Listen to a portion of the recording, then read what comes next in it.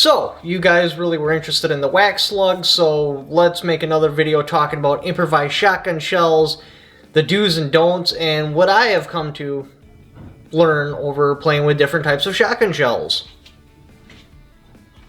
So when you're looking at about improvised shotgun shells, there's a couple of things you need to consider. One, reliability. What are the odds when I pull the trigger that shotgun shell is actually going to go off? Number two, consistency.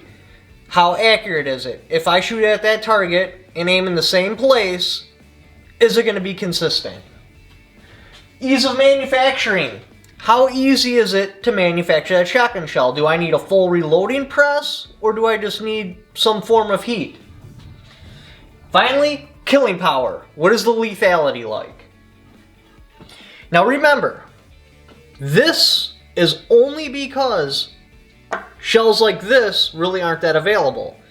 A factory-made buckshot shell or slug is more consistent, more reliable, and typically has equal to or the same killing power you can get out of some sort of improvised shell. However, because the way the market is right now, ammunition shortages, if you're just getting into the shooting game, you can still get plenty of field loads, turkey loads, stuff like that. But the problem is, when you're looking at shotgun shells, kinetic energy becomes an issue. So basically, there's only so much kinetic energy stored inside the powder, and you got to have enough resistance on it to use that kinetic energy. With birdshot, each individual little pellet gets a small percentage of that kinetic energy. So let's say there's 200 little BBs inside of the birdshot. Does it actually list how many there are? It doesn't say. Actually, we'll say 100, so the math is nice and easy. We'll pretend that that shotgun shell is only capable of 1,000 foot-pounds of energy. So, if you take 100 divided by 1,000, they each get a little fraction of that kinetic energy. As you start moving up in shot, each little BB gets more and more of a percentage of that kinetic energy. That's why at super close range, birdshot is very lethal. As you start to spread out, the kinetic energy pattern spreads out, and it gets less and less and less lethal because each one contains just a little bit of kinetic energy. But really close together, that kinetic energy is all in one spot, hits like a fist, still does the same damage of, like, say, slug or buckshot. As the range increases, that falls apart. So what do we do about that? We're going to pretend this is the only thing that's on the market, or it's the end of the world and you're scavenging for ammo. You're far more likely to find this in any sort of quantity than, say, buckshot. Well, there's several different types of improvised shotgun shells. So let's start from the beginning. The first one, the wax slug. Now this one is important because chances are, if you were to go into a house, or even right now at your house, you'll find a relatively decent supply of wax. Plenty of candles, crayons. Even if you go into Walmart, there'll be like crayons, stuff like that. Wax is used a lot. You can melt it down. You can make wax slugs. The next one would be a cut shell. So you're just going to take your shotgun shell. You're not going to cut it completely around like this one. You're just going to cut it 3/4 of the way. And then when you fire, instead of the shell opening up, instead of the crimp coming undone, it takes less energy just to rip that little piece of plastic that's hanging on. This flies down range, you effectively have a slug. However, you're cutting close to where the powder is. You're not cutting where the powder is, you're cutting in between the wad right here.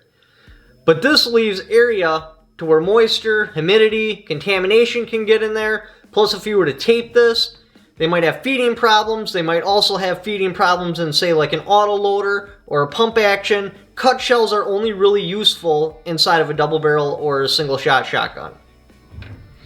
Definitely some disadvantages there. Also disadvantages with wax slugs. If you don't know what you're doing and you don't make them right, it doesn't hang on to all the BBs. You could lose BBs in your action, your load tube, stuff like that can take the shotgun shell down. Also, if these get really, really hot, say for example, I just fire off like most of my mag tube, I load in the last one, and whatever threat there is, it's gone. While the barrel's nice and warm, it slowly melts the wax. The wax drips through the inside of the shotgun. Not very good. Now I actually capped these particular ones with Gorilla Glue, which is still drying, as you can see, and I did that at 4 in the morning, and it's 4 in the afternoon, so it's been drying for over 12 hours. Which brings us into glue slugs.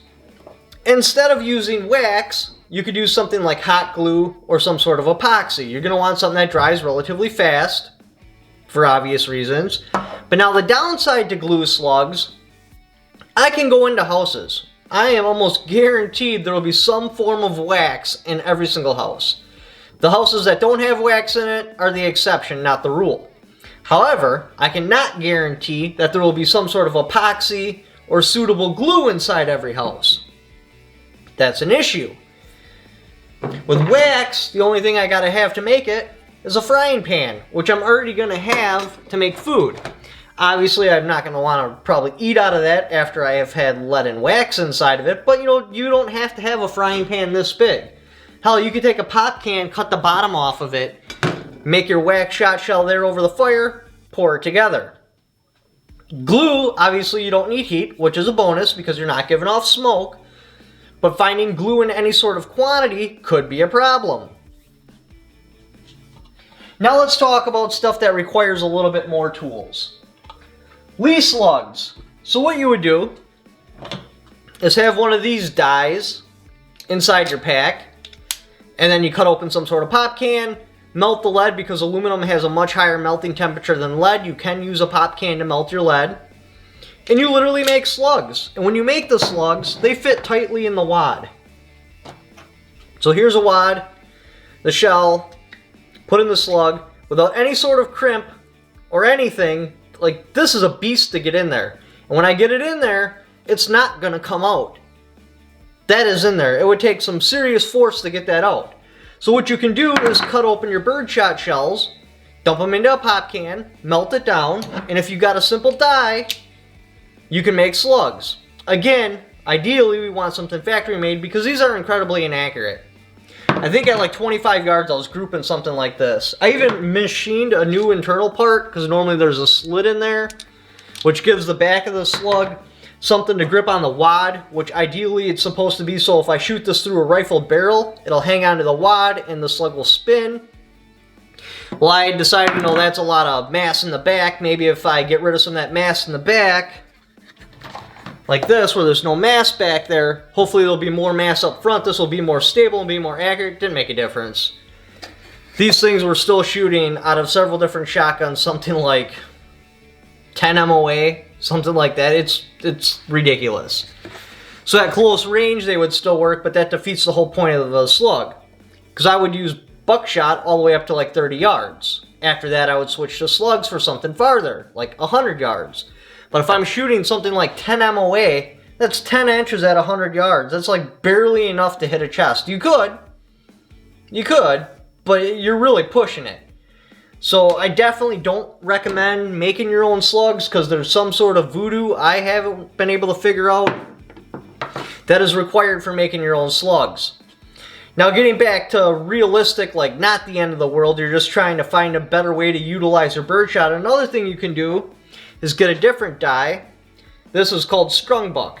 I should have said earlier, but this information dates back almost, when did I do my testing? It would have been 2008-ish. I started playing with shotgun shells to do experiments on those because I wanted to know what worked and what didn't. I'll try to remind you if I'm not 100% sure on something because that's like, what, almost like 20 years old? Almost 12 years old information. So a lot of it might not be the freshest.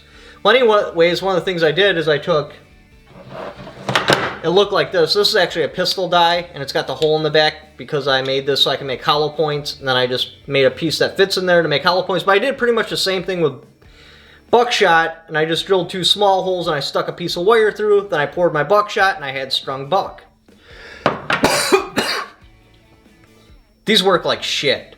Because you got to remember, back to 1,000 foot-pounds of energy, divide that by 2. Now each of these have 500 foot-pounds of energy. So instead of in a straight line getting 1,000 foot-pounds like you would in like a slug or a wax slug, now you got 2 500 foot-pounds of energy that are spread out, so they don't penetrate as well. But my grandpa had told me about these. He said back in World War II they had used them and they would slice and do all this crazy stuff. Well, apparently he didn't remember it as well as he should have, because these don't work for shit. Stay away from strung buck. Just a bad idea. Oh, where were we? Oh, ball bearings. I also used to collect a lot of ball bearings. Now, if it's not the end of the world, you can utilize these. Steel ball bearings, I was thinking they would have been awesome because they're steel.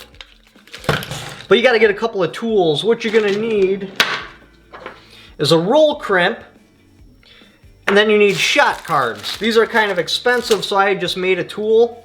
I did this, I put a space in there, I welded it, and then I machined a bar that's the exact size of this hole so I can just stick milk jugs and stuff in here. It's a glorified paper punch, and I just tap it with a hammer, and I would make these cards. Where's one that's got a name on it so you can see? Like this one was made out of some sort of cardboard. Anyway, if you get the cards and you get the roll crimp, basically what this will do is it'll roll the edge of the shotgun shell over, so if you have a card on there, it will hold everything in there. And then you can utilize like steel ball bearings, stuff like that. Not a bad idea. Or you can just go with a bigger one, like this right here. You could, I forget what the diameter is, I'll Google it and put it like right here. But it's basically for black powder, but it will just be a big ball. And you can melt down your birdshot, make one big ball, use the roll crimp, put your card in there, good to go. Still, this isn't as good as a slug. A factory-made slug. It's far better than those Lee slugs. If you're gonna make something, this is a pain in the ass to use. It would definitely be a problem in the apocalypse because the slugs like to stick on here, so then you got hot lead you're trying to get off there, so then you gotta tap and make noise. This doesn't do that. If you get a black powder die, you can just make balls, but again, then how would you use the roll crimp? Because you need a drill to use this. Then the cards. So yeah, the Lee slug would probably actually be a better idea than these. But however, in a non-apocalypse situation, these are a good way to go. You can turn your birdshot into these balls. Not too bad, very effective. They seemed relatively accurate. It is a good option. One of the things I tried that failed miserably was dimes. They made a cool whistling sound, but they just flew all over the place. I couldn't keep them patterned properly, and they didn't seem to have enough penetration to truly be lethal. Yeah, that would have left a hell of a bruise on someone, but unless I was super close, they just didn't penetrate. So dimes, stay away from those. Another thing to stay away from is flechettes or nails. I bought, what was it, like a pound of flechettes? It was from Cheaper Than Dirt. I bought, again, 2008 information. Anyways, at any kind of range, like 30 yards, on a target this size, I might have 1 or 2 impacts. And when I would shoot the board, they wouldn't even penetrate through. They'd just stick in it and then turn sideways. Flechettes are garbage. Don't ever use flechettes. They're not supposed to damage your barrel. Let's see if I can get the wad out. But I would shoot them out of my barrel. Actually destroyed a barrel with them. And when I'd collect the wad, you could see on the side where the flechette had pushed up against it. This isn't the proper wad, you gotta use a deep hole. But anyway, the flechette would push on the side, it would cut through the side of the wad, and then just cut chunks out of my barrel. Stay the hell away from flechettes. Please, just take my word on this one. Do not screw around with flechettes. They are garbage, they don't work for crap, and they destroy barrels. Also with nails, there's just not enough mass, so you can't utilize the power that's inside of a shotgun shell. Buck and shot combination. That one I tried. I thought that would have been a really good idea. So the idea is I'd have buckshot, say like, I believe this is number 4. No, this is number 4. This is slightly bigger than number 4. But anyway, the idea is I'd load my shotgun shell up with buckshot, and I'd also throw birdshot in there. In my head, I had figured, well, hey, you know, if I hit a bigger target, I'd be able to take it down with the buckshot. And then there's also birdshot in there, so and like a survival situation, you know, I see a bird or some sort of game, I can just shoot it out of the air, and there'll be enough bird shot in there, so even if I don't get a direct hit with buckshot, hopefully the bird shot will still be able to take that target down. Well, when you're using two different size things, they pattern differently. So I'd have my little pattern of bird shot in a totally different spot than my pattern of number 4 buckshot. Not to mention, if I'm shooting at something that deserves buckshot, I'm not aiming up in the air, so I'm aiming down at the ground. Regardless what it is, what would happen is my birdshot would hit and it would bounce back at me. I don't know if it wasn't because, or exactly why it was doing it, because if I shot at that same target with strictly birdshot, it would punch a hole and go through. But I think it's because the pattern was different and there wasn't enough kinetic energy to penetrate what it was hitting, so instead of penetrating, it would all ricochet back at me. Not cool at all. Don't mix up your buckshot with birdshot. It's a bad idea. You're not going to get the gains that you think you would gain. I tested it thoroughly and it was just a complete failure. Combination buckshot. Don't screw around with that. I also thought that, you know, maybe I could load my shotgun halfway with like number 4 and then halfway with like double odd buck. That would work out good. But again, they pattern differently. You're looking for consistency. When I aim here, I hit here consistently over and over and over and over again, so you know what the hell your shotgun's going to do. Also, loading up your shotgun with, say, like slug, buckshot, slug, buckshot, slug, buckshot. Well, now you're not going to know what's going to happen when you pull the trigger. Yeah, you can practice with it a bunch, but okay, so I empty my tube and I know that every other one's a slug, so it shoots slightly different. So if I'm shooting a slug, I want to aim here, but the spread of the buckshot covers that. Now I'm doing a speed reload, so I'm loading up buckshot. Now my shotgun's doing something different every single time I pull the trigger. Consistency, consistency, consistency. That's what makes you good with a weapon, is being able to reliably predict what's going to happen when you use it.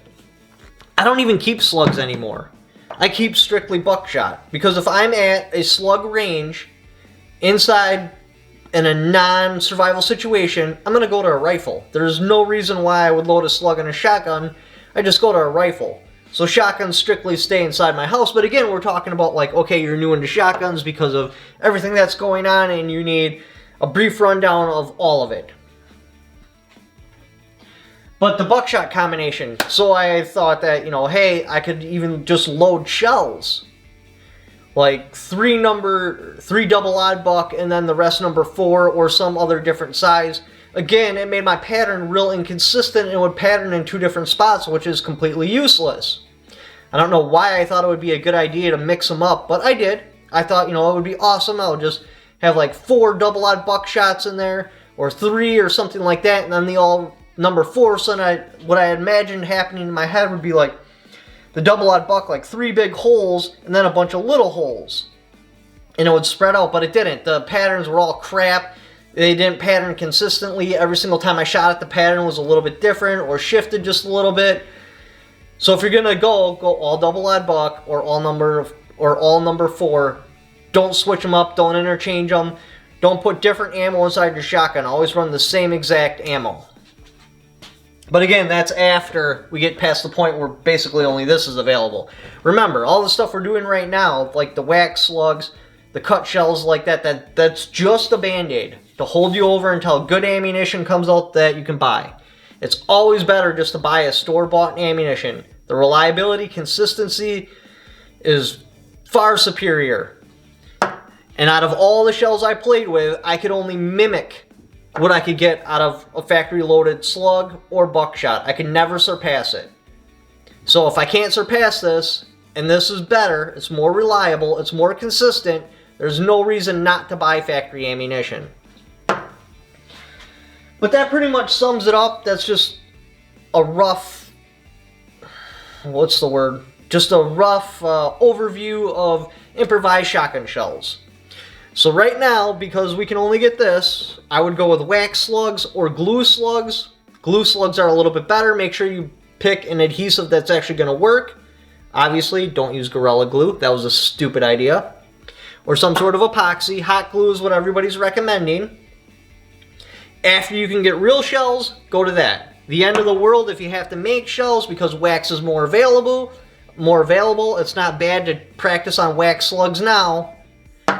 This way, if you have to, you can always make wax slugs in a pinch because you'll know what you're doing. You don't want to be going through research and development in the middle of an apocalypse. You want to do the research and development now where you can experiment, take notes, realize what's going on. So then if you have to use it, you already know what you're doing. You can do it and have a higher level of success. But anyway, thank you for watching. If you'd like to help support the channel, got my Patreon right there. I also have affiliate links in the description down below. I'll try to get links for all these dies and stuff I was talking about. I may or may not be able to find them because I can only post Amazon links without getting my channel pulled. Anyway, thank you for watching. Don't forget to subscribe.